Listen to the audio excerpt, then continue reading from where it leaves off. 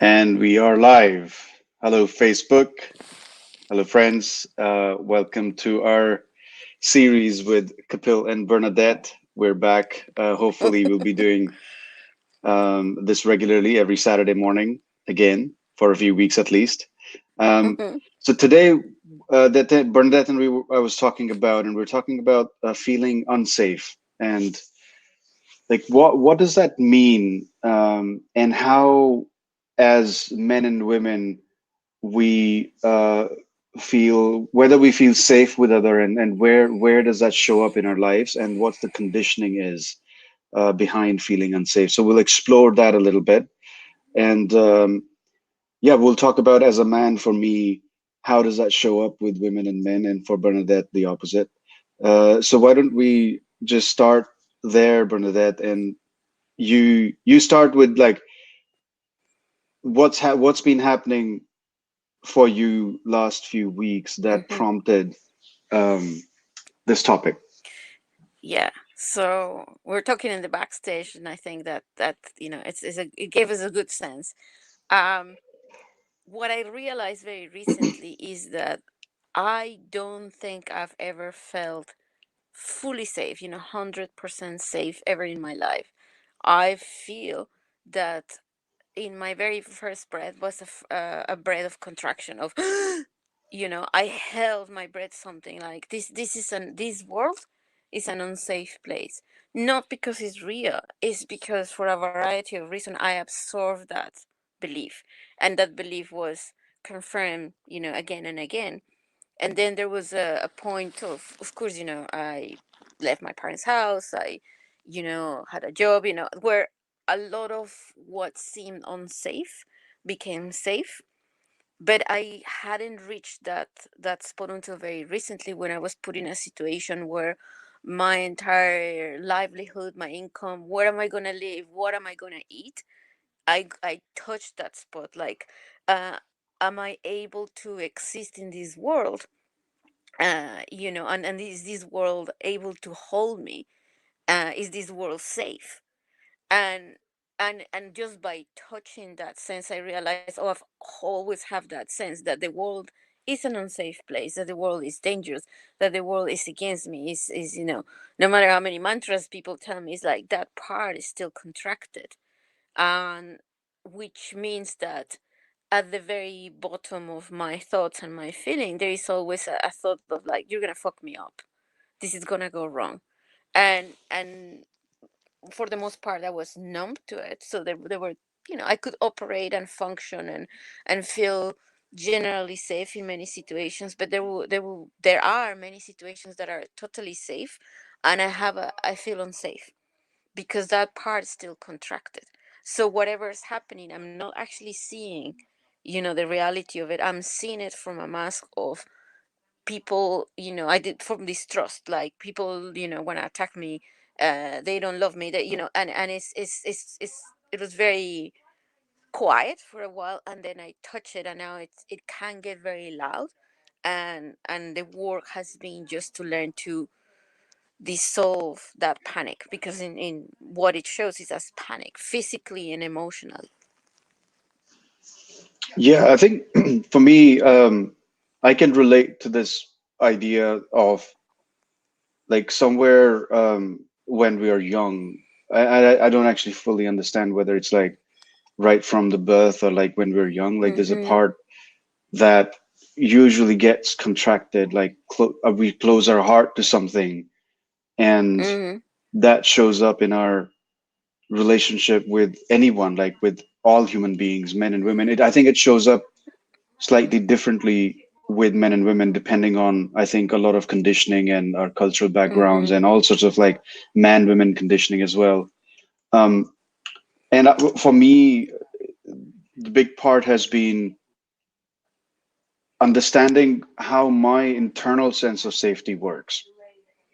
You Mm-hmm. know, like, and like I know even within last 5 6 years how I interact in those situations where I feel unsafe has changed, because a lot of the work that I have done is more about understanding who I am. and what are the things that Mm. make me fearful, and whether that's really true or not, and like getting a sense of my internal value and self-worth has helped me be more conscious in those places where I used to Mm-hmm. feel unsafe and that sense of panic. And having said that, I think it's always an edge. There's always Mm. that part where it's like, oh, there's more to it. You never like, I don't know if there's a place where you can completely get a sense of internal safety in a way that all the circumstances are covered. Um, so that's a good start. Why don't we go into a little bit of specifics around how? Let's talk about like man, women, or masculine, feminine conditioning, Mm-hmm. and how for you it shows up differently, and if it is different with men Mm-hmm. and women. Yeah. I think for like the common denominator is violence.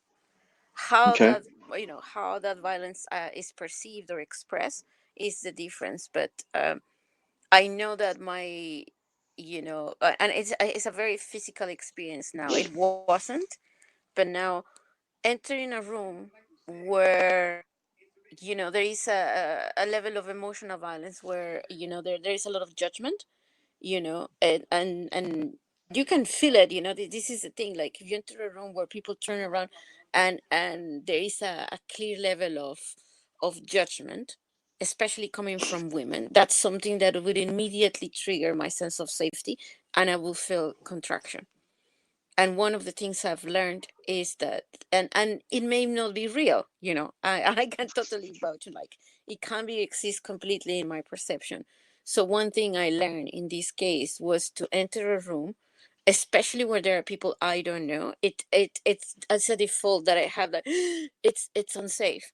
So it's just to go and sit and do nothing for quite a while, and just Mm, observe and observe and observe, and let that part feel like, okay, it's okay, it's okay. I'm sensing a lot of even the time feels like, it's going super slow, super slow, super slow, and probably it's just 1 or 2 minutes, but I feel it goes really slow in my perception until something clicks. I can feel the exhale, and it's okay, I can now walk, and perhaps later I can start talking to people. But that's a perception that I'm gonna be attacked when I'm very raw, when I'm very open. Entering a new space for me, I'm always very open, and my perception that I'm gonna be judged, I'm gonna be told that I'm wrong, especially coming from women. I don't necessarily feel that much with men, because my interaction with men coming from dominance, I know how to handle that, and it's a compulsive part that I've learned to dissolve. But I never learned to feel safe around women in a consistent way. So I detach. With men, my tool was dominance, and I've learned not to use it, and just to be there, and not feel unsafe in group situations. In one to one, that's different. I feel more unsafe around a man, because I don't know if anything I'm gonna say is gonna trigger something on them. And and and it took me quite a while to actually accept that I fear physical violence, even if it's not real. But when I say something and they're like, but that's not the case, and if they get agitated, I immediately feel agitated, and I get very dominant.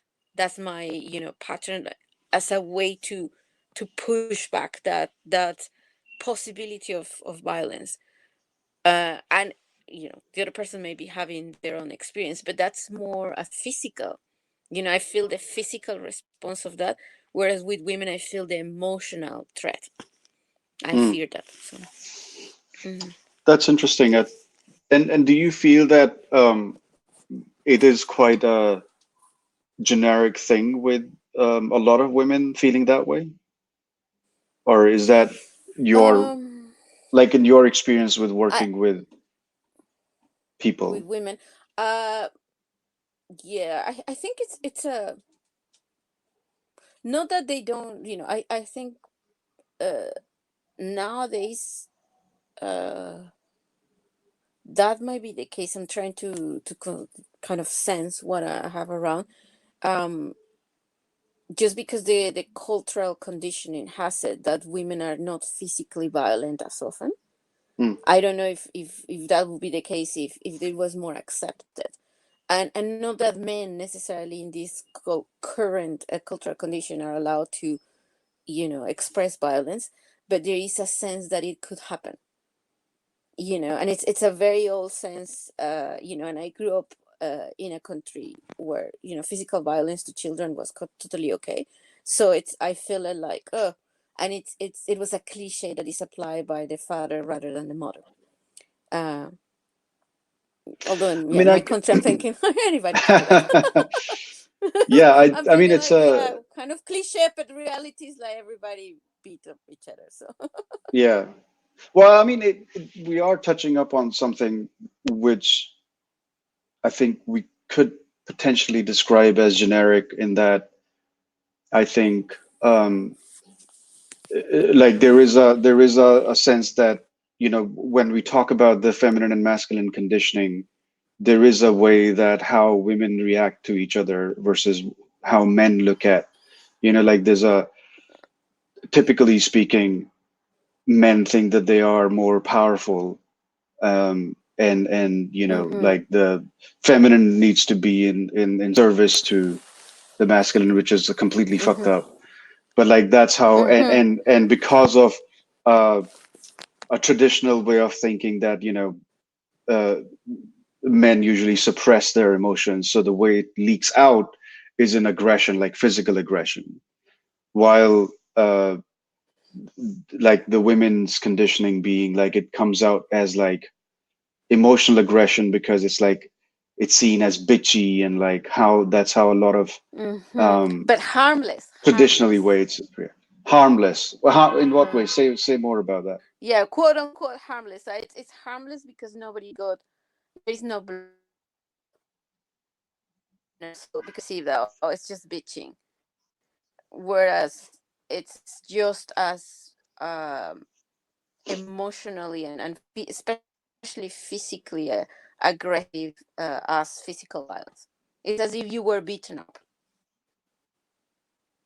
So Mm, when you said that, getting to the point, I think what makes me feel unsafe is I don't know what I'm doing that is going to cause a level of retaliation that I'm not ready to digest.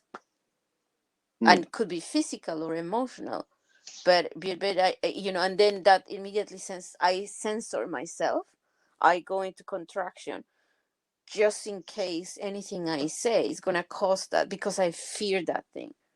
Um, I don't feel safe enough that that's not going to happen. got it. Yeah, it's interesting while I'm thinking about that, like how what's my experience with Mm-hmm. generally speaking with men and women. I think with men, the sense of unsafety comes from definitely a sense of like a self-worth, where it's like, oh, uh, Mm-hmm. the conditioning around that I somehow need to be better um, than Mm. other men, because if I'm not, then uh, like, yeah, like, is there a physical aggression part of it? I think when I'm feeling into it, there's definitely a part of me where, you know, uh, if someone's like really rough Mm-hmm. appearance, that is somehow unsafe for me. And I think part of it Mm-hmm. is cultural upbringing as well. It's Mm-hmm. like what's familiar versus what's not familiar. It's like that brings a sense of unsafety for me. Um, and generally speaking, I have felt that a sense of like dominance creates um, Mm-hmm. a place where I have to be seen as like more dominant. So I get into like Mm-hmm. uh, a competition kind of thing with men. And that's where it creates a sense of like feeling unsafe. And with women, it's interesting because I don't have that a lot, and yet it feels like there's a place of um, where I feel that I cannot handle a woman's emotion. Mm-hmm. You know, I think there's a couple of things I would say. One is a place where if I'm not able, if I think I can't handle a woman's emotion, that's where I feel like I shut down. I would Mm-hmm. like remove myself from the situation, and then, and this is a slightly politically incorrect version, is Mm-hmm. there is a I think in our culture, um, there is a fear that I might do something wrong Mm-hmm. where like I'll be emotionally abused. Mm-hmm. You know what I mean? It's like I there yeah. uh which is interesting because I've never really actually thought about it, but when I'm feeling into it, I can feel that I don't know if it's me or there's there's a group conscience kind of fear that is Mm-hmm. there is is that I don't have the power. Mm-hmm. You know, like there's a place where um,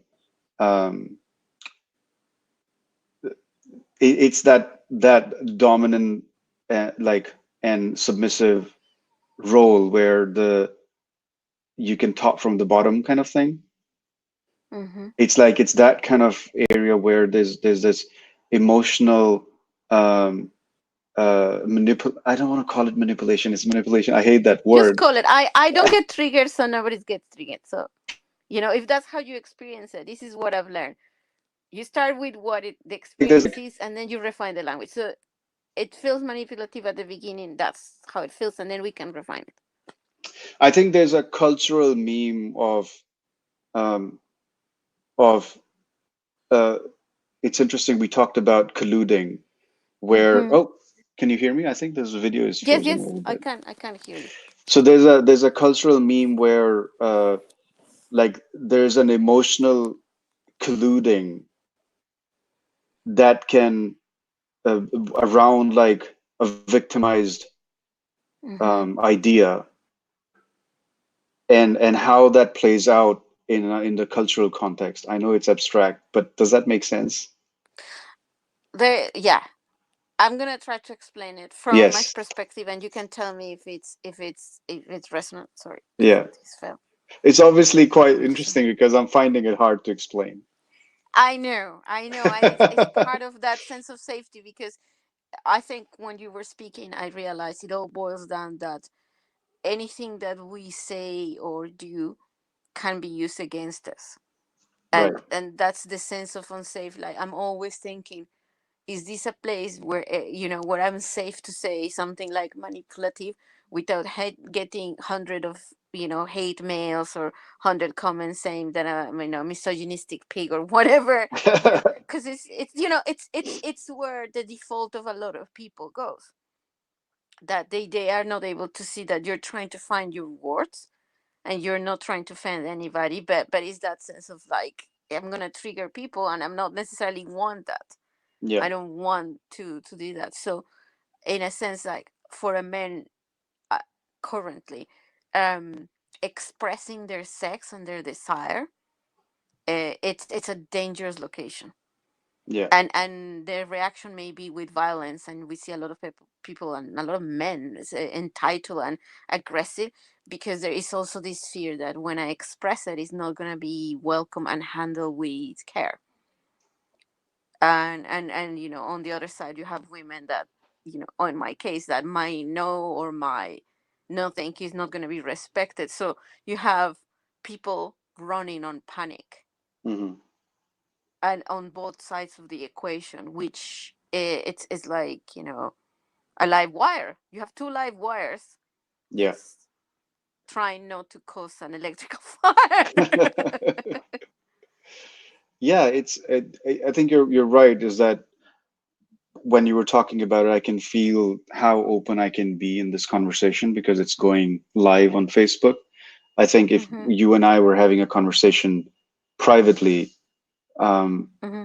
it would be slightly different because if I'm really honest, the thing that I was going to say was there is a place where I see women colluding with each other um, around being a victim, and Mm-hmm. it is used to um, like it is used to like almost put down men, It's and violent.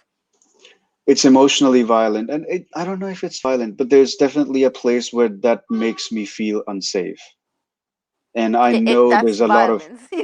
right, and I know that there's a lot of men that feel unsafe for that reason, and Mm-hmm. it's a tricky one, especially when you're in a public forum. How do you actually talk about it without Mm-hmm. um, without the extra drama, you know? And I also find this thing that there are certain things that are much better spoken by women about women. Mm-hmm. As a man, if I say Mm-hmm. something, it borders that place of mansplaining, Mm-hmm. you know. So I find that quite a tricky place to maneuver. It's basically the mainstream is a landfill, a field full of landmines where a little mistake and you blow a mine. And you don't have a map, you don't know where they are, you don't have one of those rats that locates nothing. And and rather than, and this is my personal experience, I don't necessarily say that this is whatever I should do. I learned to stand on the mines and let it blow, and realize for that, no, for the most part it was just dust.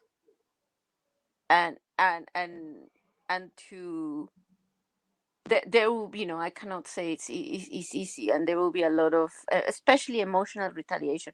So far I've been very careful, because I think I fear, even though it's equally damaging, I fear more the physical retaliation than the emotional. But it's Mm, equal, it's equally damaging. It's just my mind fears more physical pain, being punched or something.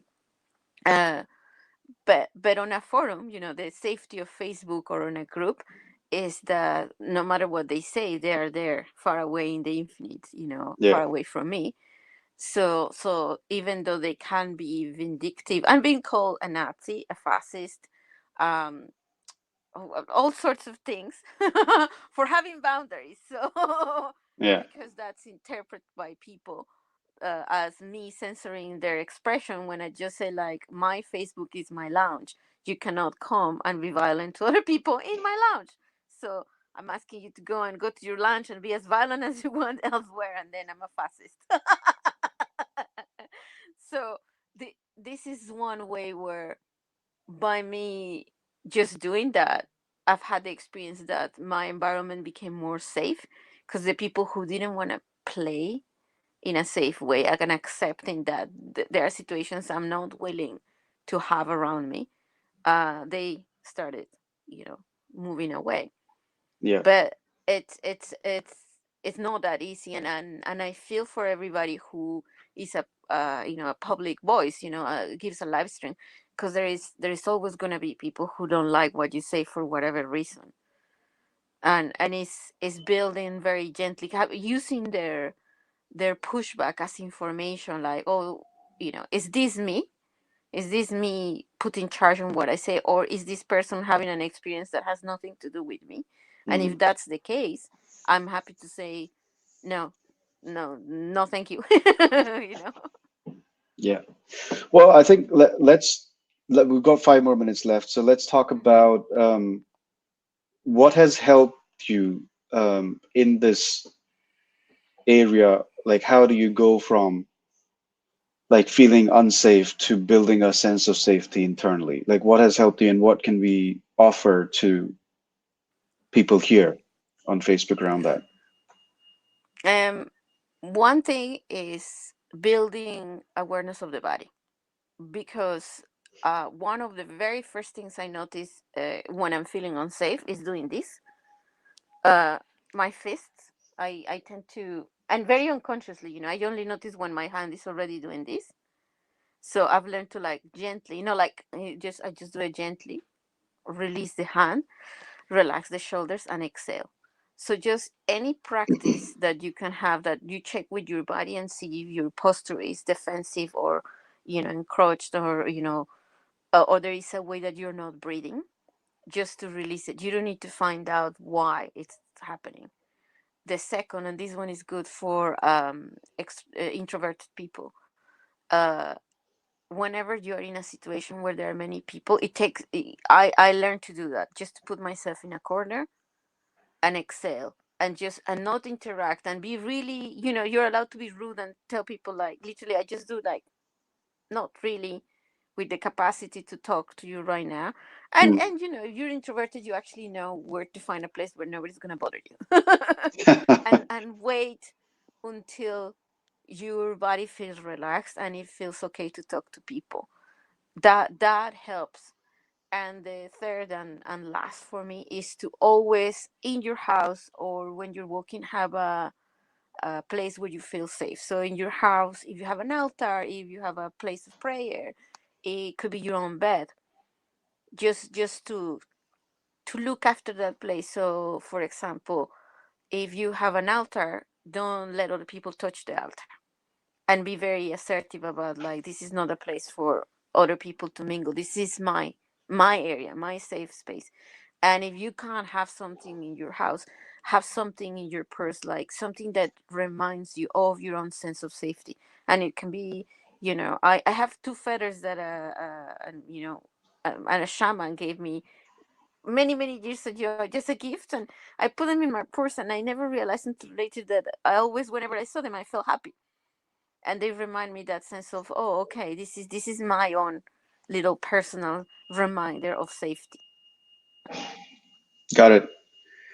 I think your video is frozen for some reason. Oh, it's never mind.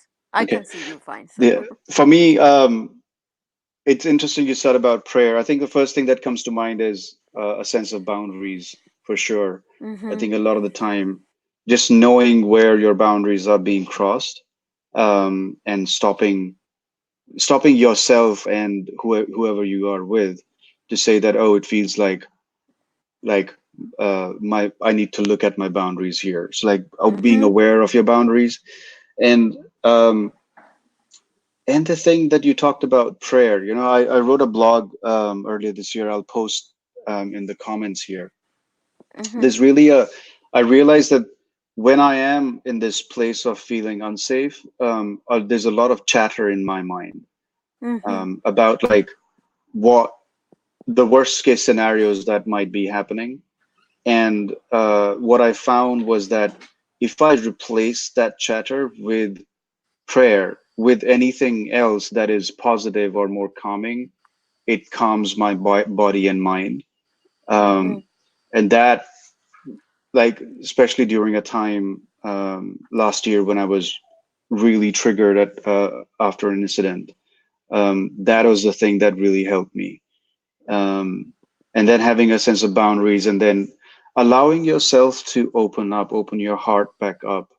I know Mm-hmm. it can be really hard, but having sense of a clear set of practices, because ultimately you're doing it for yourself. The other Yeah. person or other people who you feel unsafe from, they're living their life. It's Yeah. like ultimately Yeah. we are the ones It's who not are about closing you. our heart, right? We are It's the never ones who about end up you. closing our heart or go into panic or do whatever. So Mm, like cultivating a sense of loving yourself and allowing yourself to open back up, open your heart, so that you can engage with yeah. the world again, openly, but with a sense of boundaries, is what I Yeah. think helps cultivate a sense of Yeah, internal and I think safety.